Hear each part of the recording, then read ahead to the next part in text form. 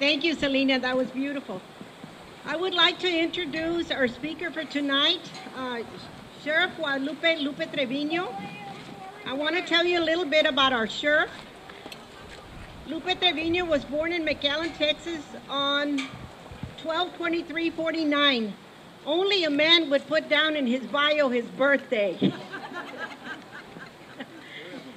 He has been married to Mary Trevino for 37 years and they have 3 sons.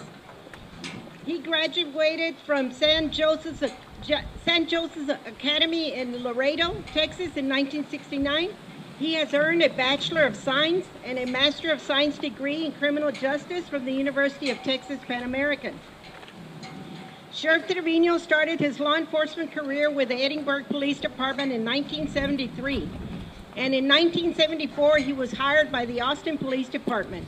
In 1988, he left Austin and was hired by the Hidalgo County District Attorney's Office, where he was assigned as the chief investigator and commander of a local drug task force and a federal HIDTA drug task force. He'll have to tell you what that means.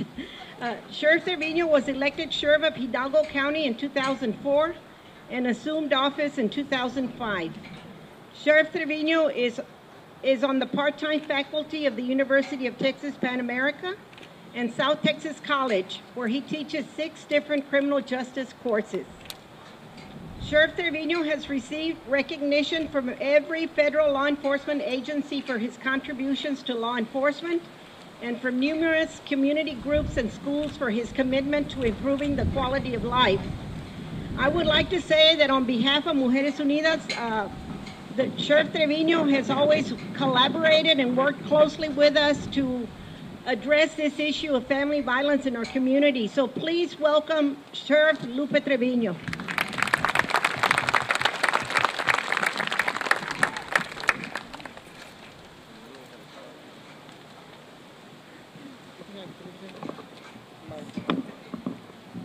That's fine. That's fine. Can you hear me there? Is that okay? Good. Thank you. It's a real pleasure and an honor to have been asked for the second time in 6 years to speak at this Candlelight Vigil in memory of all of our domestic abuse victims. When I first spoke in 2006, I said that addressing our domestic abuse problem in Hidalgo County was going to be a priority of our administration. I am proud to say that we kept that promise.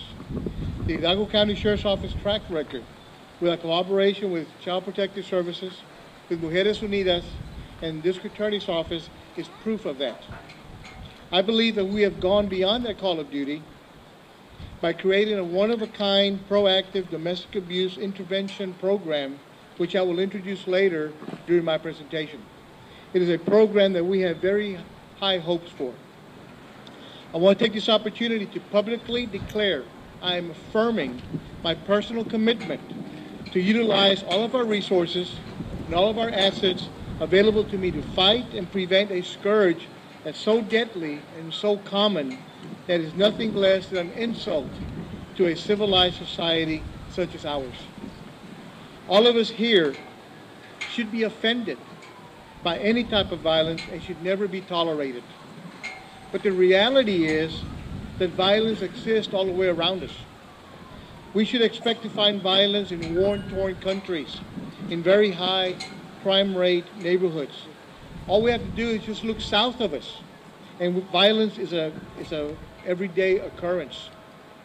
But when violence happens in our homes, where our loved ones are being victimized, and at times acting as the aggressor, in the very place where we all should feel safe and secure, it's our safe haven. That is the biggest irony of domestic abuse. Domestic violence has no barriers. You need not have special qualifications to join or live in a certain part of town to qualify. Domestic violence is an epidemic affecting individuals in every community, regardless of age, economic status, race, religion, nationality, or educational background. In 2010, the Hidalgo County Sheriff's Office investigated 14 murders. The leading motive for 7 of those murders was domestic related. It was not drug related like some people would believe. Even though we live in a very peaceful and a very safe county, we're not immune to domestic violence incidents. The Hidalgo County Sheriff's Office averages around 200 calls of domestic violence a month. And we are hopeful that the attention that we are directing toward this type of cases will greatly reduce that number. Allow me to give you some facts that I was able to obtain from the National Coalition Against Domestic Violence that illustrates, that shows how bad this epidemic is. Did you know that 1 in every 4 women will experience domestic violence in their lifetime? Did you know that an estimated 1.3 million women are victims of physical assault by an intimate partner each year? Did you know that 85% of domestic violence victims are women? And the most appalling fact of all, most cases of domestic violence are never reported. This last fact gives me the transition to a story that I'm going to tell you. I'm going to tell you the story of Ferilyn Villalobos. On February 19th, 2011, one of my deputies was dispatched to the eastern part of the county on a disturbance call. The location was not very clear, nor was the nature of the disturbance, other than there were 2 men and a woman fighting out in the middle of the road. The deputy arrives in the general location. The only location description the deputy has, it is in front of a mobile home somewhere on Saltillo Circle Street. The deputy finds no fighting. He finds no disturbance. What he does find is a young lady walking out of a mobile home, and she's wearing red shorts and a light-colored sleeveless shirt. He sees a young lady picking up items off the ground that to him appeared to be trash. The deputy pulls up next to her and he asked her if she had witnessed any type of disturbance or any fight in the street involving a woman and some men. The young lady replied that she had not seen anything. The deputy pursued the questioning and again asked, was she sure? And she very rudely, almost upset and mad, said, no, none of that has happened here. And she continued picking up items off the ground. The young lady never approached the deputy's car and never said anything else. The deputy did make a notation on his note and his report that the young lady did not appear to be injured. The deputy continued to look in the general area and called dispatch to get more information, but none was available. The caller did not identify herself, nor did she leave a callback number. The deputy left the area and terminated his call of service. At 8:42 a.m. on the same date, the Hidalgo County Sheriff's Office was notified that a woman had been transported to Knapp Medical Center by an ambulance. The woman had been severely beaten and was in a coma. The woman was wearing red shorts and a light-colored sleeveless shirt. The woman was identified as Ferilyn Villalobos, 29 years of age. On Friday the 25th of February, Ferilyn Villalobos died at the Mcallen Medical Center as a result of her injuries that she sustained that Saturday the 19th. Her husband and his brother confessed to beating Ferilyn Villalobos and were subsequently they were arrested and now they're awaiting trial. It was later learned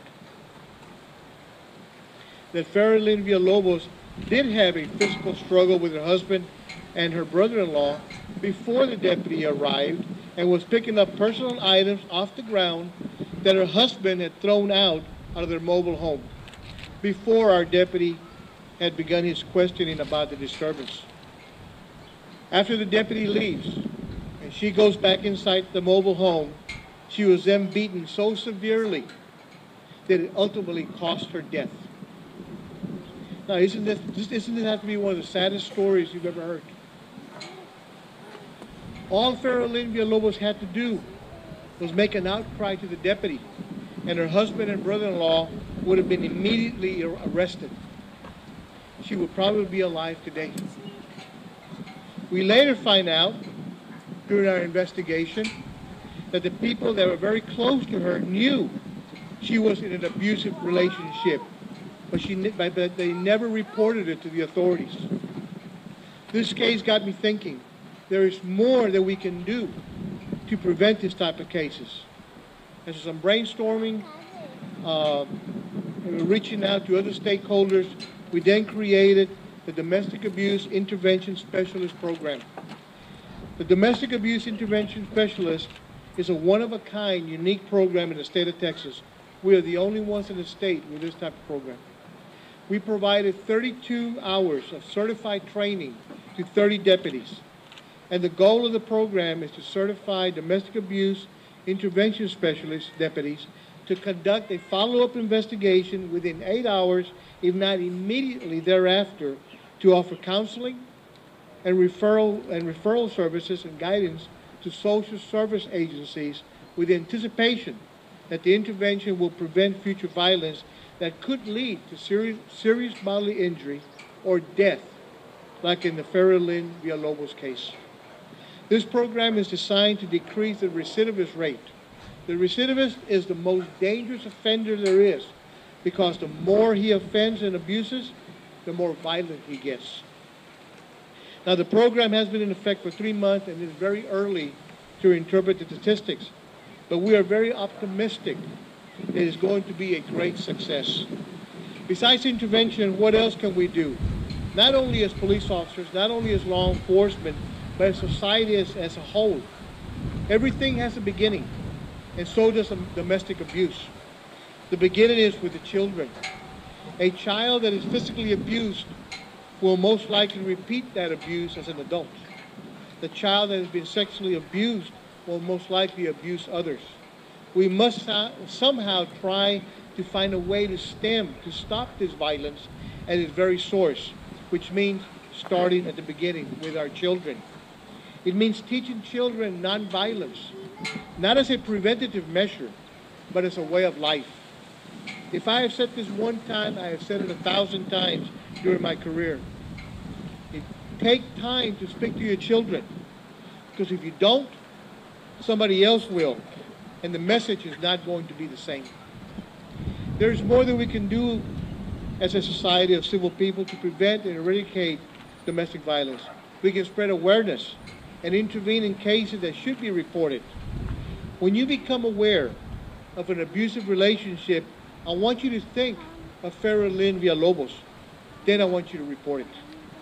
I believe that confronting domestic violence head-on is not a job just for us, the police, or for the social service agencies and organizations. This job, it is an obligation that belongs to everybody. And as long as I'm your sheriff, I will stand and I will walk every step of the way with you.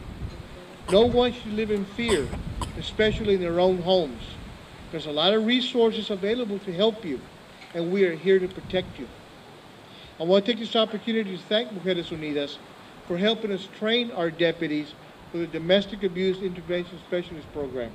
And I also want to extend my appreciation to the leadership of Mujeres Unidas for the wonderful job that they do every day in comforting, counseling, and protecting our domestic abuse victims. I thank you for being given the opportunity to speak about a topic that I feel very strongly about, and for being so attentive. And I would like to close with a very old Mexican proverb. And it says, "La casa no descansa en la tierra, pero en una mujer." The house does not rest on the ground, but upon a woman. Thank you, and God bless you.